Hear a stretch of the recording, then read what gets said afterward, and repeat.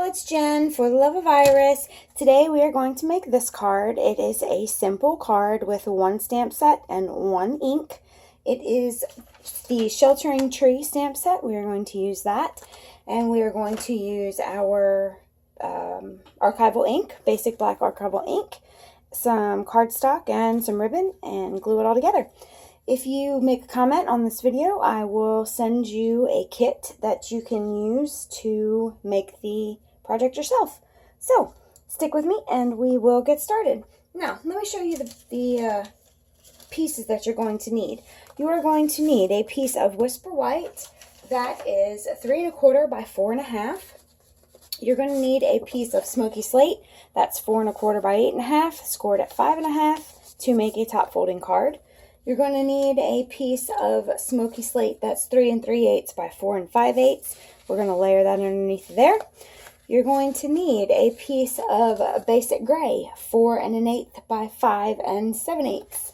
And a piece of Crushed Curry that is a 1 1/2 inch punch. I punched it out already. 3 pieces of strips of cardstock in a 1/2 inch length. Just make sure they're long enough to go from tip to tip. Now I did these at 8 1/2 inches. I just took a 1/2 inch off the side of a piece of cardstock.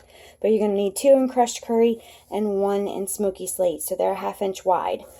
And then we are using some of the gold stripe ribbon. We're going to make a faux bow. So this is about 7 inches long.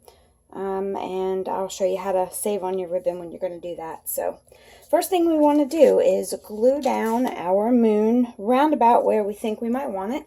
So let me get my snail here and we'll glue this down. You can see this was a scrap that I had used before. So let's glue that down.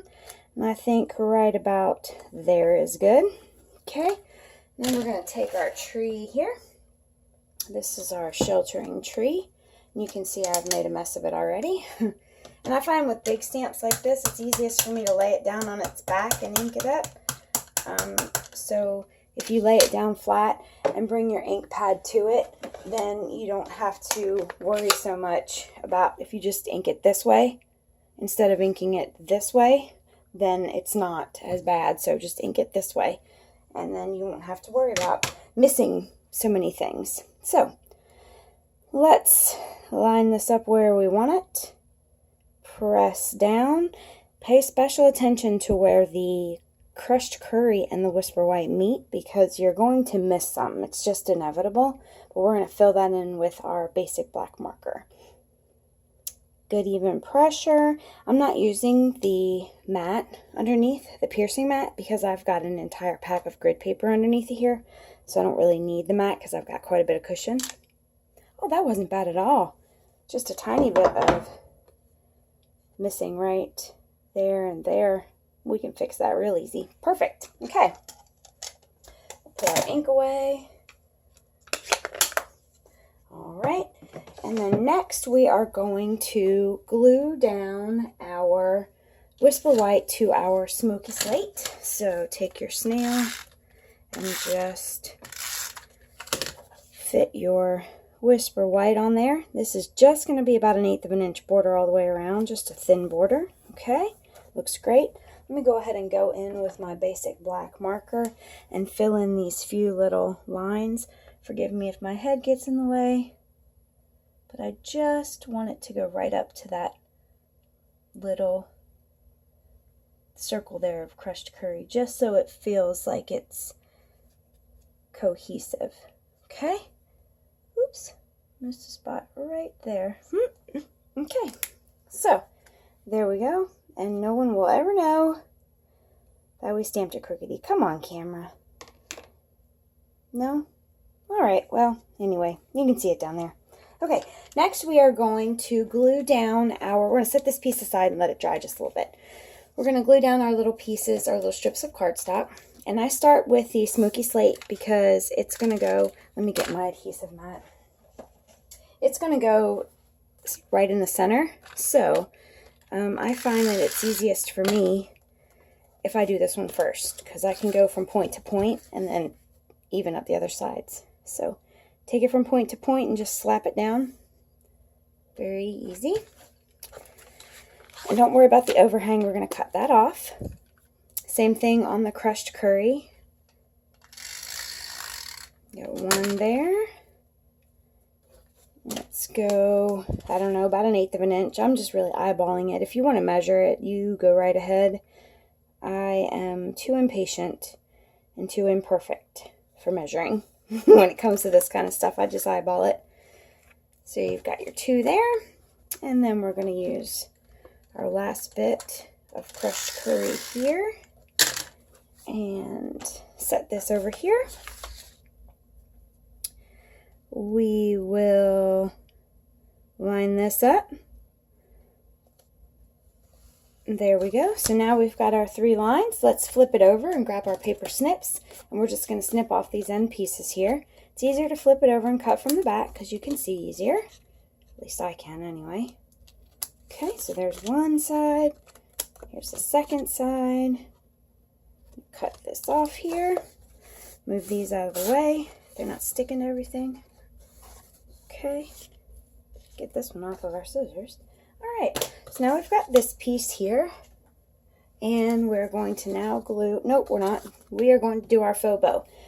What you're going to do with this one is close to one side. It doesn't really matter because, well, wherever you want your bow to be. I want mine to be right over here on this side. So I'm going to take my ribbon close to one side. It doesn't matter which side it is because you can always turn it. So wrap it around your finger, tuck it in, keep it around your finger still, okay? So right now I've got it just tied once. Then tie it again to tie a knot here around your finger. So you've got your, what you're doing essentially is creating a loop in your ribbon. And you're going to tie a knot to secure it, okay? So I've got my knot here, got a piece here, a long piece here, and my loop around my finger. Slide it off, and then what you've got now is your ribbon with a loop. You're going to take your paper snips and cut your loop at an angle, okay? And then what that does is it gives you a faux bow or a knot, and it's flat. And then when you wrap it around your paper, you have it gone all the way around your paper and tried to tie a knot and wasted all that paper. You just take it like this, wrap it around your cardstock, and adhere it on the back. Okay, so let me add a little bit of snail to the back here of my cardstock. You can use snail. You can also use just regular old Scotch tape, whatever you find works the best for you. I'm going to go ahead and use snail. Oops, I put it on upside down. Silly. Let's try it one more time. Okay, whoopsie, not too far over. Maybe I'd have better luck if I did it on this side first, reckon? Let's try that. Okay, start over here on this side. Okay, wrap it around, get it to where my bow is, and then wrap the other tail around, and then you've got your faux bow. Now I think those tails are a bit too long for my liking, so I'm going to just trim them down a little. Come on. Okay, and now I've got my bow. I didn't use a sentiment on this card because there's not very many sentiments, not very many Halloween things in general in the annual catalog. And since I already showcased something in the new catalog that's not really available right now, I figured I'd go ahead and give you something that you could use now and that a lot of you may already have, because Sheltering Tree is a wonderful set. So just adhere your Whisper White piece down, and then we're going to adhere our Smoky Slate piece down here. All right. Okay. Right down here. Just eyeballing it up. Okay. And now you've got a sweet, simple, quick and easy Halloween card. Or fall. You could use it for fall. I'm going to see if I could find a little crow and add a little crow right there maybe. But anyway, leave a comment in the video description and you could win a chance to get this kit available. Let me know if you have the stamp set or if you need the image stamped, and I will send one kit out to a lucky winner. So thank you very much for watching, and this is day 3 of the 31 days of Halloween. Thank y'all for your support, and have a great day. Bye!